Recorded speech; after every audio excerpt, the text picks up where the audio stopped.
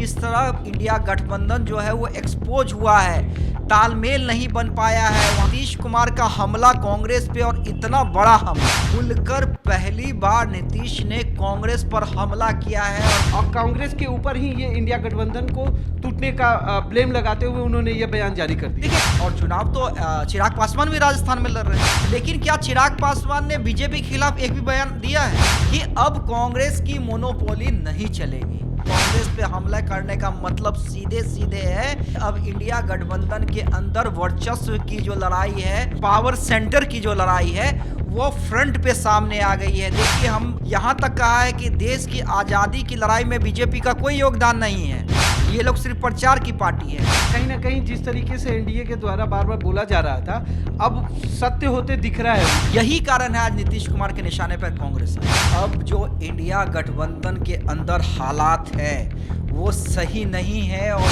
कांग्रेस सिर्फ 5 राज्यों में व्यस्त है। जितना काम इंडिया गठबंधन में पहले हो रहा था और होना चाहिए था, वो अब नहीं हो पा रहा है। यानी सीधे सीधे देरी का जवाबदेह जो है वो कांग्रेस है। अभी तो लगे हुए हैं 5 राज्य के चुनाव। कि अगर मुझे पता रहता कि ये सिर्फ लोकसभा इलेक्शन के लिए बैठकें हो रही हैं, ये गठबंधन होना है, तो मैं उस बैठक में जाता ही नहीं। स्वागत है देशवार न्यूज में आप सभी का। राजनीतिक गलियारे से एक बड़ी खबर निकल के सामने आई है।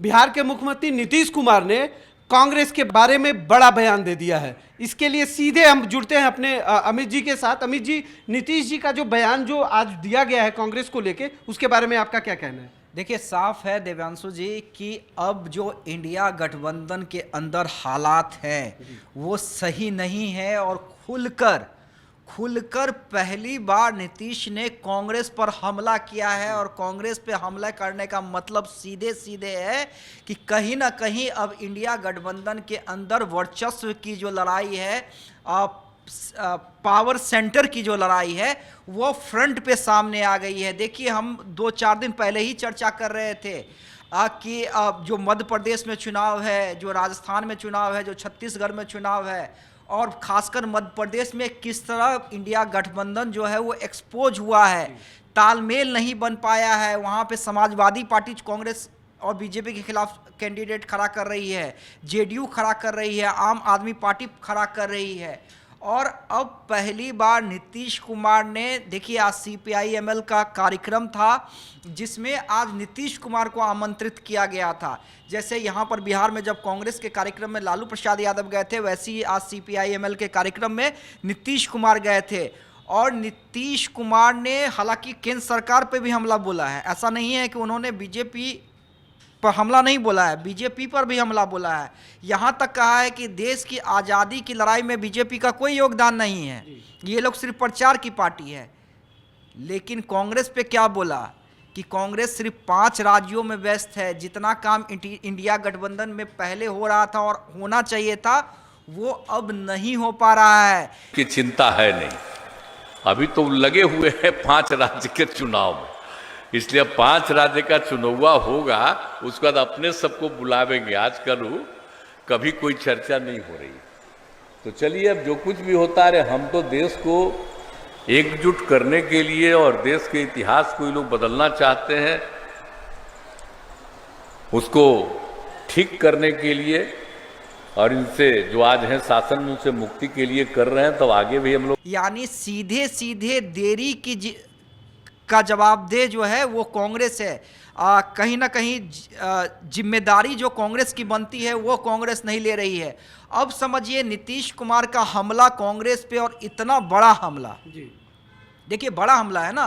पहले तो नीतीश कुमार मध्य प्रदेश में कैंडिडेट खड़ा कर दे रहे हैं, उसके बाद कयास ये लगाए जा रहे थे कि देखिए, कुछ नेता जरूर बोलेंगे, नीतीश कुमार फ्रंट पे आके कांग्रेस के खिलाफ कुछ नहीं बोलेंगे। लेकिन नीतीश कुमार का बोलना, उससे पहले समाजवादी पार्टी का बोलना, अखिलेश यादव ने क्या कहा था कि अगर मुझे पता रहता कि ये सिर्फ लोकसभा इलेक्शन के लिए बैठकें हो रही हैं, ये गठबंधन होना है, तो मैं उस बैठक में जाता ही नहीं। आम आदमी पार्टी ने भी वहाँ पे कैंडिडेट खड़ा कर दिया। और जिस तरह से ईडी की पूछताछ का समन भेजा गया है अरविंद केजरीवाल को, तो कांग्रेस खुलकर सपोर्ट में नहीं आई है। यहाँ तक कि शराब नीति पे दिल्ली सरकार की शराब नीति पर भी कांग्रेस सवाल खड़े कर रही है। आज ही वो सुनवाई होगी। हाँ, तो नरेंद्र मोदी जो चाहते थे, अमित शाह जो चाहते थे कि ये जो गठबंधन है, चाहते क्या थे, ये शुरू से कहते थे कि ये गठबंधन खुद में फंसेगी, राज्यों का चुनाव होने दीजिए, खुद खुद एक्सपोज हो। कहीं ना कहीं जिस तरीके से एनडीए के द्वारा बार बार बोला जा रहा था, अब सत्य होते दिख रहा है उनका। ये 5 राज्यों में इलेक्शन, जिस तरीके से 5 राज्यों में इलेक्शन किया जा रहा है और जिस तरीके से आज मुख्यमंत्री नीतीश कुमार ने कड़े तेवर अपनाते हुए अपने रुख को साफ किया और कांग्रेस के ऊपर ही ये इंडिया गठबंधन को टूटने का ब्लेम लगाते हुए उन्होंने ये बयान जारी कर दिया। देखिए, टूट पे उन्होंने नहीं कहा है, नहीं, जिस तरीके का बात है देरी। अब इसका हाँ, एक ही मतलब कि आपने ये कह दिया कि घर बनना है, गृह प्रवेश भी होगा, हाँ, लेकिन ढांचा तैयार हो ही नहीं रहा है, ईंट रखा ही नहीं रहा है। उसके लिए जवाबदेह कांग्रेस को नीतीश कुमार ने ठहरा दिया है। मतलब नीतीश कुमार ने कहा है कि कांग्रेस का फोकस सिर्फ विधानसभा चुनाव पे है, 24 पे है ही नहीं है, 23 पे फोकस कर रहे हैं, 24 पे कांग्रेस फोकस ही नहीं कर रही है। और ये कांग्रेस की जिम्मेदारी है बड़े दल होने के नाते। लेकिन देखिए, और चुनाव तो चिराग पासवान भी राजस्थान में लड़ रहे हैं ना, उन्होंने भी अपना वहां से उम्मीदवार। लेकिन क्या चिराग पासवान ने बीजेपी के खिलाफ एक भी बयान दिया है? देखिए, चुनाव लड़ना अलग बात है, हो सकता है कि हमारा किसी राज्य में फ्रेंडली गठबंधन हो ना हो, हम आपस में फाइट करें, हो सकता है। ऐसा राजनीतिक इतिहास रहा है भारत का कि कई पार्टियां जो हैं एक राज्य में गठबंधन करती हैं, दूसरे राज्य में फ्रेंडली फाइट करती हैं या चुनाव लड़ती हैं एक दूसरे के खिलाफ। लेकिन बीजेपी के खिलाफ कोई कड़ा बयान नहीं, अभी तक कोई बयान नहीं, वही मैं कह रहा हूं। लेकिन इंडिया गठबंधन, और देखिए नीतीश कुमार ने कांग्रेस पे बोला है, इसका मतलब समझ लीजिए कि अब इंडिया गठबंधन में नीतीश कुमार ने स्पष्ट संदेश दे दिया है कि अब कांग्रेस की मोनोपोली नहीं चलेगी। यानी अब इंडिया गठबंधन में नीतीश कुमार ने अपना कद भी बढ़ाया है कि मैं जो चाहता हूं मुझे चाहिए। कहीं ना कहीं ये तो लग ही रहा होगा ना कि मैंने शुरुआत किया, मैंने चीजों को संगठित किया, हाँ। राज्यों का दौरा कर करके सबको एक जगह इकट्ठा किया, हाँ। और आज उसका हर्ष ये है कि अब उस पे किसी का कोई फोकस ही नहीं है। देखिए, संजय झा ने क्या कहा कुछ दिन पहले, संजय झा का बयान सुनिए ना जेडीयू कार्यालय में, कि नीतीश कुमार ने अपना सारा स्टेक दांव पे लगा दिया।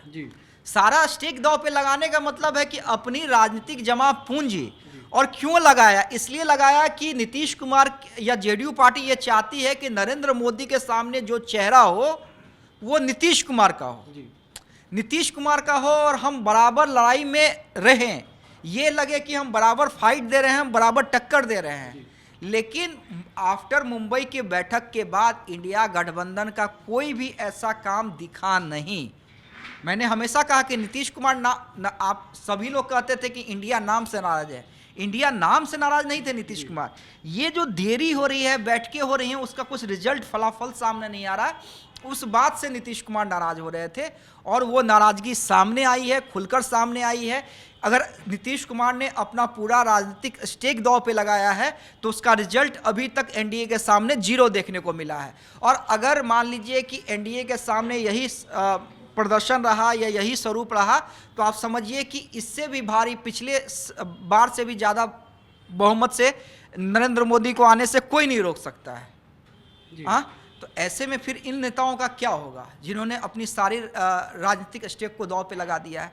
यही कारण है आज नीतीश कुमार के निशाने पर कांग्रेस आई है। पहला कारण ये, और दूसरा कारण ये कि नीतीश कुमार ने ये कह दिया है कि अगर इंडिया गठबंधन में मैं रहूंगा तो अपनी शर्त, मतलब इशारा होता है ना, ये पहला इशारा है, अपनी शर्तों के साथ और जो हमारी चाहत है उस चाहत के साथ।